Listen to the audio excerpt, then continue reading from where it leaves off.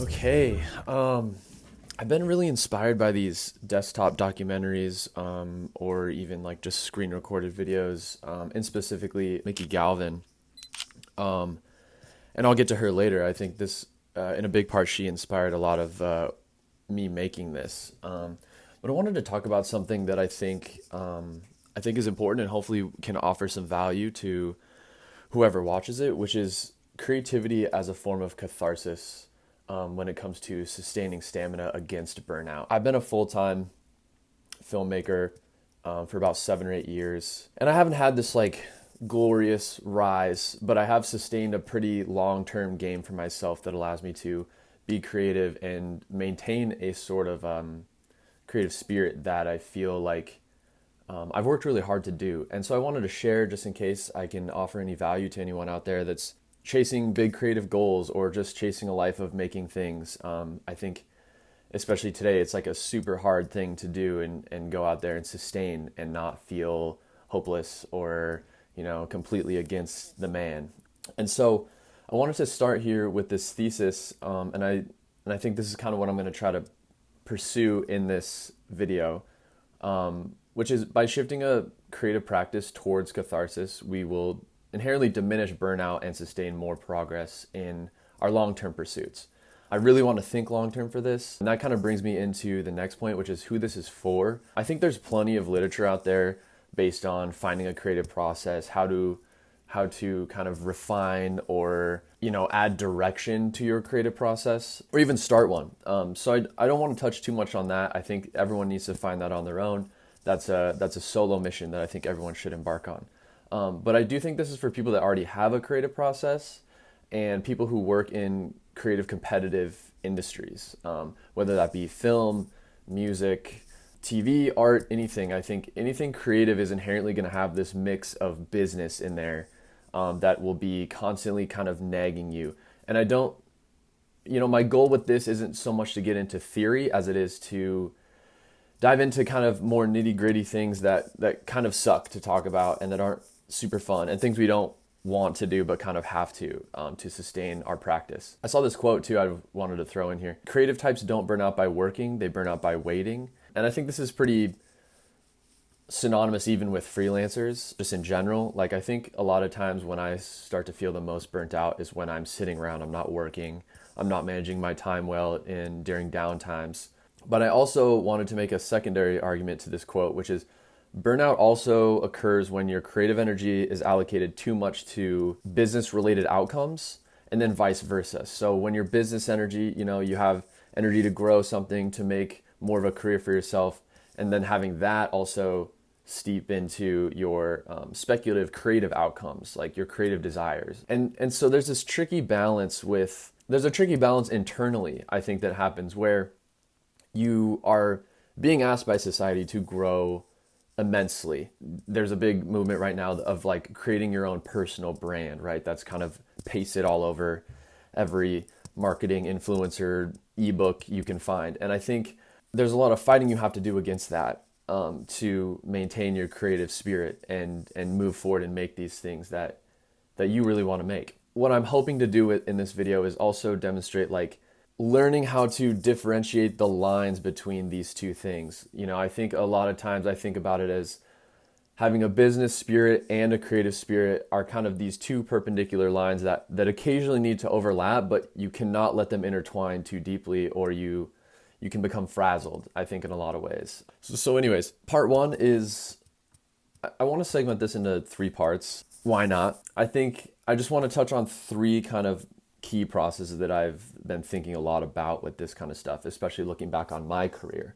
And I've never been in a better point as of right now where I feel like my head and my heart and my gut are all kind of starting to align more on this stuff when it comes to what I'm willing to sacrifice with business and maybe some personal life outcomes that I wanted for myself versus what I'm wanting to sacrifice creatively and vice versa to get certain things from each.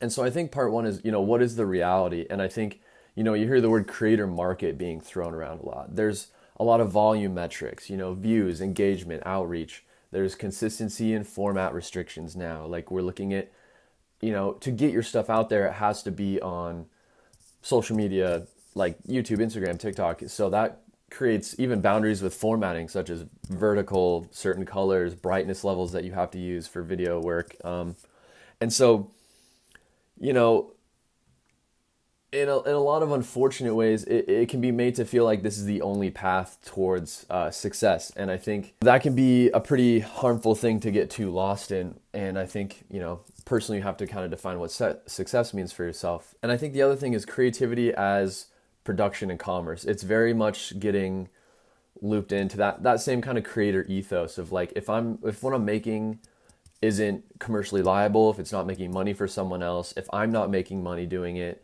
am I valid in the greater scheme of society? And I think there's, a big tendency, even for myself, to lean really into comparison when it comes to looking at artists and seeing, oh wow, they have this certain life built up for themselves, and that must mean that they've reached this pinnacle of success in my head. And I think that's a healthy thing to try to stray away from, because I think success, depending on how you look at it, is a metric of seeing how long you are able to sustain joy through what you're doing, and how meaningful that work is to you. And I think that's remained, the pie in the sky for me in terms of what I see success for myself as. Like,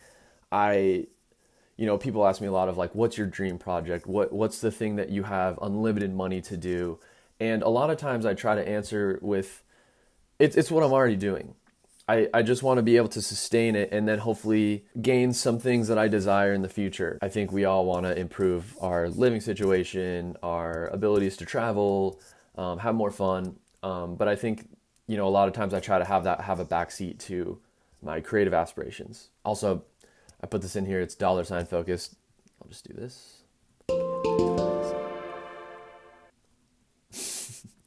Okay, part 2, and this is something that I've been thinking a lot about, which is what does self-love actually look like to a high-functioning creative person? I think I need a certain level of intensity to do what I do. I started out my career as an action sports cameraman. I started like a whole agency around it. And so inherently I was always attracted to the intensity of my work. And I think now I've had to really question like what self-love looks like to someone who kind of needs a bit of a nagging or negative self-talk to gain intensity for the work and to challenge myself. And I think I have found some things that I think, especially that were kind of raised to the top of my head by Mickey Galvin's videos. And again, I'll link her in this video as well. I think she deserves a lot more credit than I do for this. But, she talked a lot about craft and sacrifice. And I think there's an importance to being very honest with yourself that I really want to highlight with this one, because I think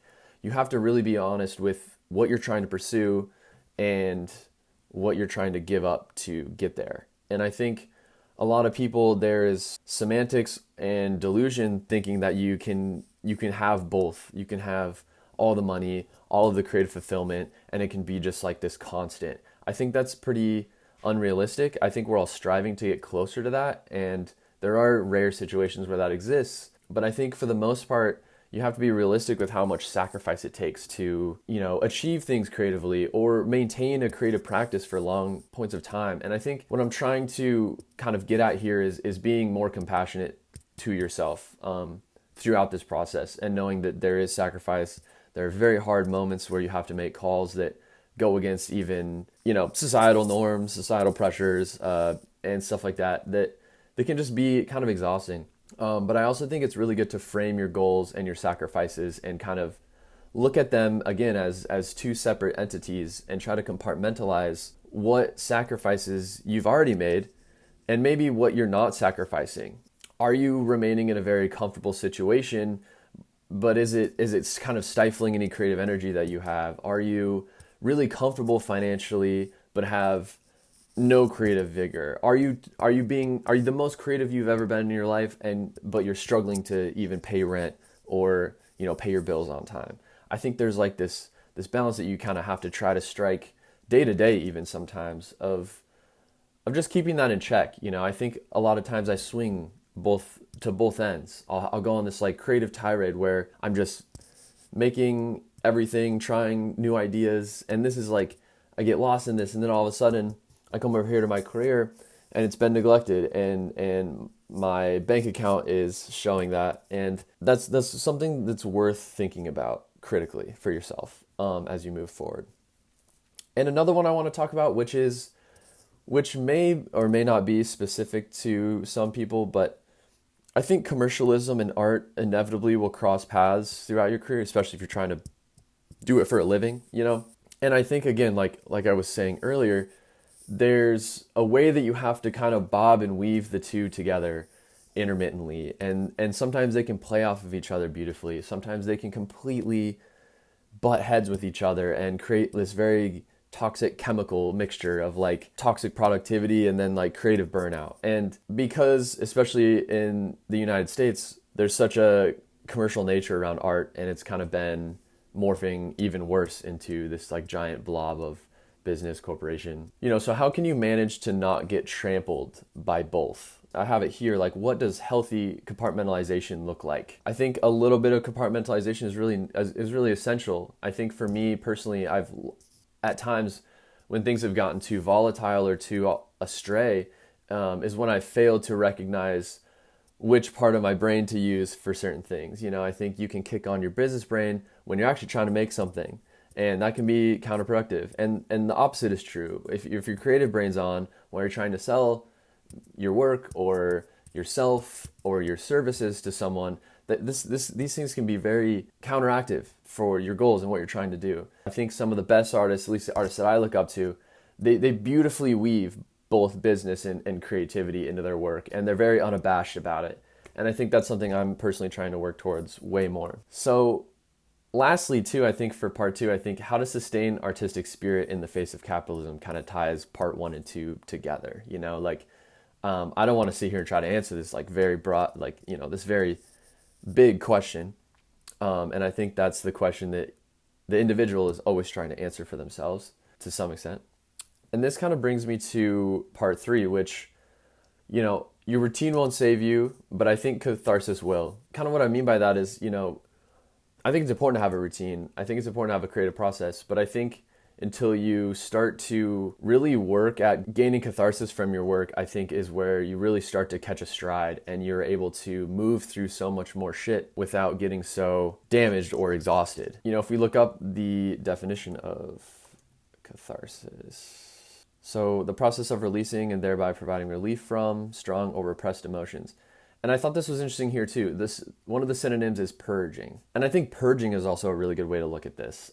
Whether that's, you know, setting yourself up to, you know, expend that creative energy into things that are going to heal or feel restful to you, I think is like a huge thing to try to do for yourself. If you're a painter, a filmmaker, a musician, you know, what can you do to make things that energize you? You know, I think so much we're expelling so much energy, and a lot of times, and you know, kind of the beauty of capitalism is it can take everything and then ask for more. By trying to figure things out for yourself that you can feel creative, or maybe give that creative energy to, even though it might not feel creative for you, and get something back, I think is a very healing way and a very sustainable way to kind of move through your practice without burning out. For me, recently, it's been journaling, you know, a lot of creative hobbies. I've gotten into painting. Doing things that kind of make you double check your motivations are very good for your practice. Which kind of brings me to my next point of like, really focus on what you feel before and after you create something. You know, if you get into a creative flow, what made you get into the creative flow? You know, how can you maybe replicate that in the future? And, you know, what can your routine, you know, this is where routine can be a positive thing. Where can your routine come into play to set you up more to be in that mood?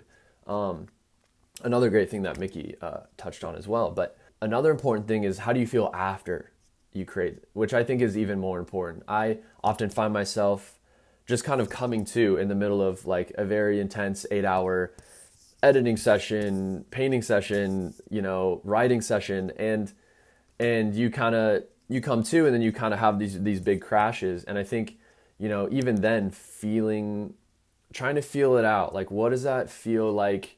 What do I need after something like that? Is it rest? Is it physical activity? Is it to be social?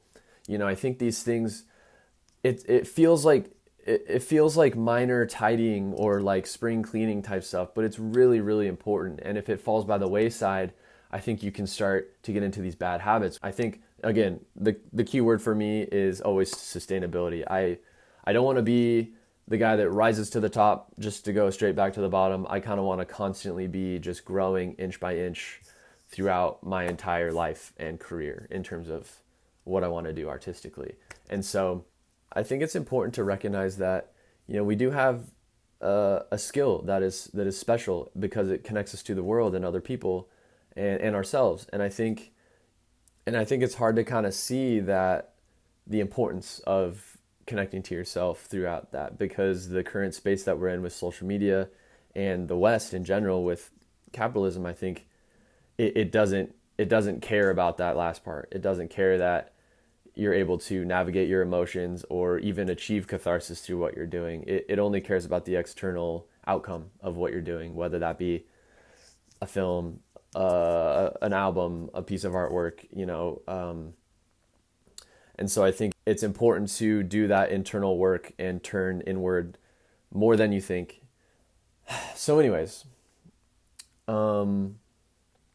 this was really fun to make. I really urge you to go check out Mickey's channel. I'll link her down below.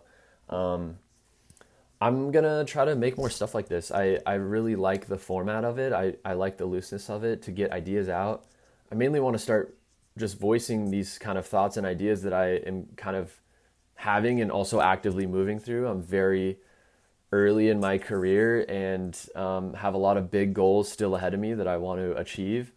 And I think, if I can just help someone that's maybe in a different place or in the same place that's feeling the same, I think that's kind of the goal for these videos. And what struck me so much about Mickey's, Mickey, if you're watching this, thank you for making good stuff. All right.